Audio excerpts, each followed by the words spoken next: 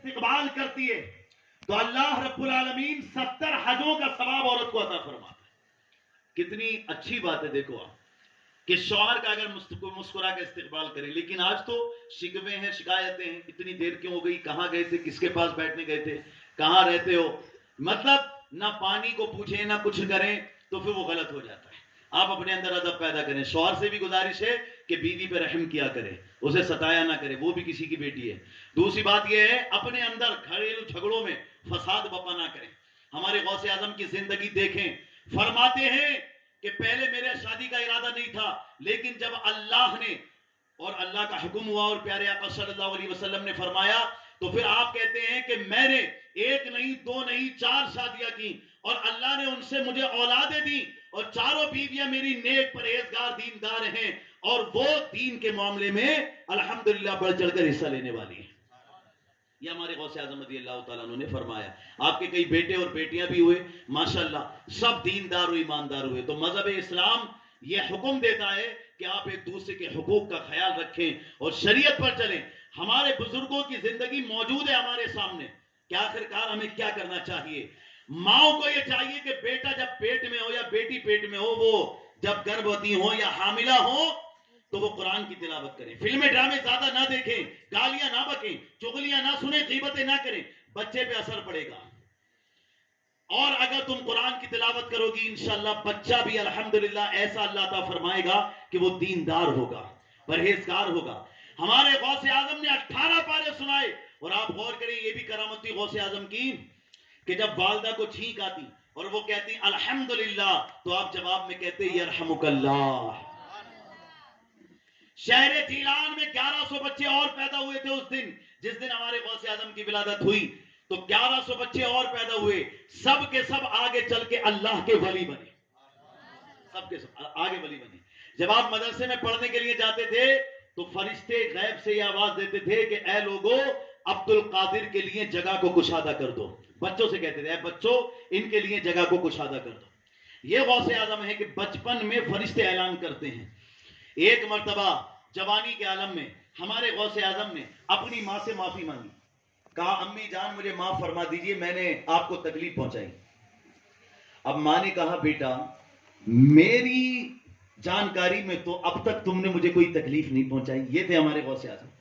सिर्फ 11वीं के नाम पे खाना ना सीखो मेरे भाइयों, 11वीं के नाम पर उनका अदब और इखलास भी सीख जाओ। अभी तक जिसने अपने माँ बाप की तौहीन की हो, दिल दुखाया हो, इस महफिल से जाए तो पैर पकड़ ले, हाथ चूम ले, तुम्हारे माँ बाप है, माफ कर देंगे।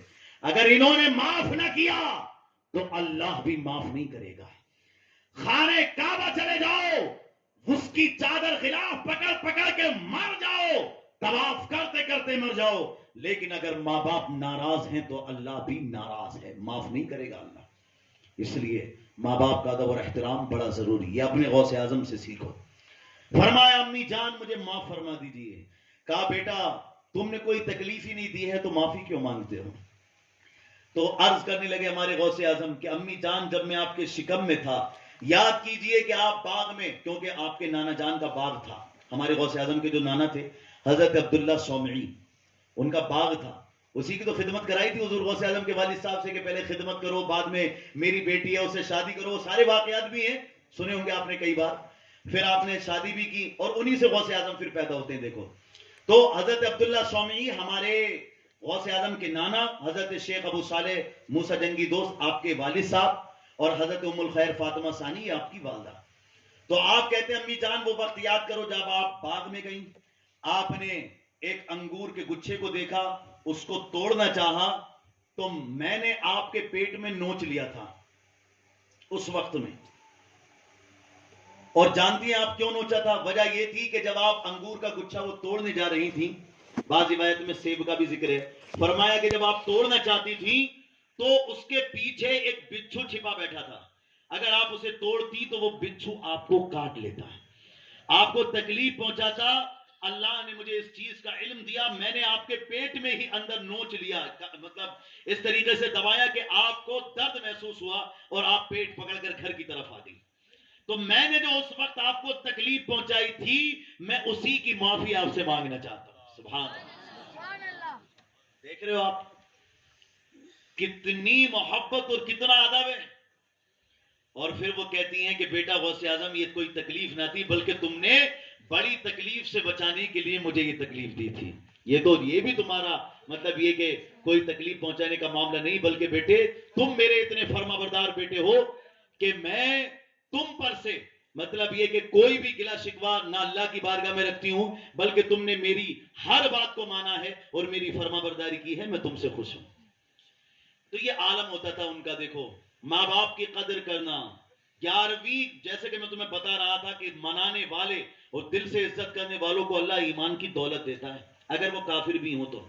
ہم تو ایمان والے ہیں یار, اللہ نے پہلے سے ہمیں ایمان دیا ہے. کتنی پرہیزگاری آ جانی چاہیے. اگر عشاء کی نماز نہیں پڑھی ہے تو جن ماشاءاللہ جو حضرات آئے وہ جا کے نماز ادا کریں, تمہارے چہروں پہ نور آئے گا. انگریز ریسرچ کر کے کہہ رہے ہیں نماز از لیفٹ دا نور of the face is lost. نماز چھوڑو گے تو چہرے کی نورانیت ختم. ہمارے نبی کی حدیثوں سے ریسرچ کر رہے ہیں وہ. نماز is left children will not obey you. نماز چھوڑو گے اولاد نافرمان ہو جائے گی. نماز از لیفٹ برکت ان روزی ول بی لاسٹ. روزی کی برکت ختم ہو جائے گی نماز چھوڑو گے. نماز is left health will be lost. نماز چھوڑنے سے تندرستی ختم ہو جاتی ہے. یہ وہ ریسرچ کر رہے ہیں. نماز is left peaceful sleep is lost. نماز چھوڑنے سے نیند کی راحت ختم ہو جاتی ہے. آپ غور کرو. تبھی تو ہم دیکھتے ہیں ہمارے غوث اعظم نے نماز کو نہیں چھوڑا. 40 سال تک عشاء کے وضو سے فجر کی نماز ادا کی ہے ہمارے غوث اعظم. 40 سال تک عشاء کے وضو سے فجر کی نماز ادا کی. یہ ہمارے